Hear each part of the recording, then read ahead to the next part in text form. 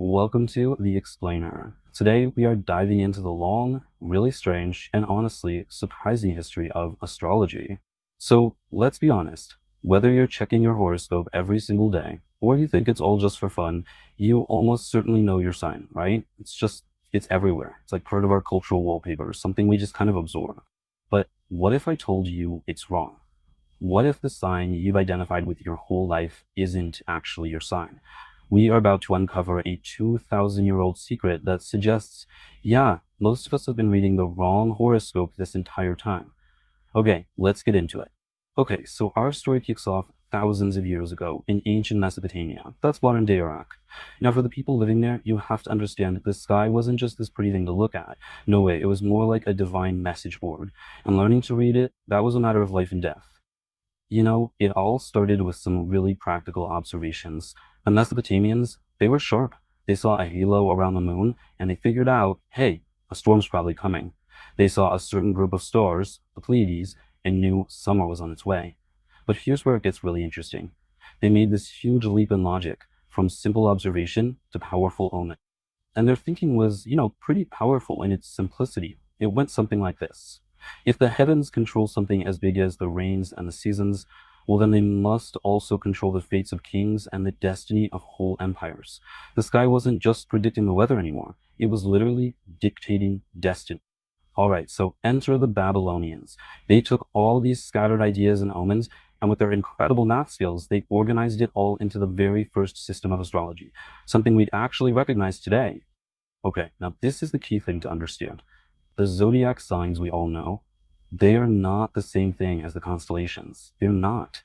Think of them as a perfect man-made grid that the Babylonians just slapped on top of the messy, real-life night sky. See, the Babylonians were obsessed with math and order. They carved up the sky into 12 perfect, equal 30-degree slices. Why? Because it fit their 12-month calendar perfectly.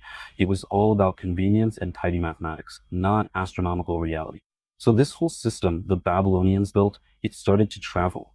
It went to ancient Greece, which is where the personal horoscope, the one just for you, was invented. Then it moved on to Rome. And after Rome fell, it kind of went underground for a bit, but then boom, it reemerged as a totally serious academic subject in medieval Europe. And get this, by the time we hit the medieval university, astrology was required learning for doctors. I'm not kidding. Physicians literally believed that each zodiac sign ruled a different part of the human body, creating this kind of celestial map of anatomy. They would actually check the star charts before doing surgery. If the moon was in the wrong sign for, say, a leg operation, they'd just not do it. But this really close connection between the stars and science, it was about to completely fall apart. So let's jump forward to the Renaissance. Back then, the words astronomer and astrologer pretty much meant the same thing. You had some of the greatest scientific minds in history practicing both.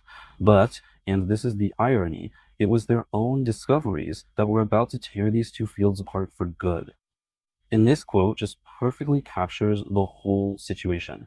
You got Johannes Kepler, an absolute giant of astronomy. And how did he fund his groundbreaking scientific work? By casting horoscopes for rich nobles.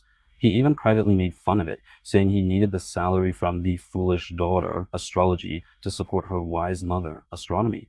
What a paradox, right? And then things started happening fast. With all these new discoveries, everything changed. Kepler, Galileo, Newton. I mean, these guys completely rewrote the rulebook. They showed the universe ran like a giant, magnificent clock, governed by physical laws you could actually predict. All of a sudden, you didn't need mystical forces to explain why the planets were moving. The cosmos wasn't sending secret messages, it was just doing physics. And just like that, by 1660, astrology was officially kicked out of the university. So, for centuries, astrology was basically just folklore. But then in the 20th century, it made this huge comeback. It all started with a newspaper column about the birth of Princess Margaret back in 1930. But here's the catch. This entire modern revival was built on a system with a hidden, ancient, and really big flaw. Okay, so here it is, the big secret, hidden in plain sight for 2,000 years. It's called axial precession. The best way to think about it is like a spinning top. You know how when it starts to slow down, it gets that little wobble? Well, the Earth does that too.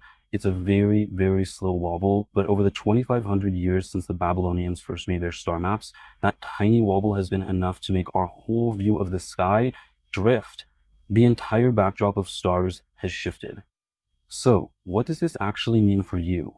Well, it means the zodiac calendar most people use is now off by almost a full month compared to where the constellations actually are. Just look at these dates.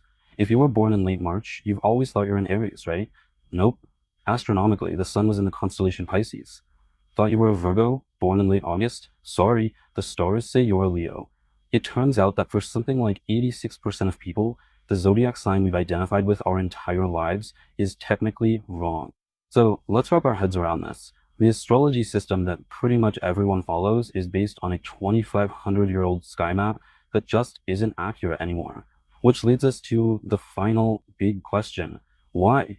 Why does this ancient way of seeing the universe, a system that's been separated from science and doesn't even line up with the stars anymore, why does it still have such a powerful hold on us?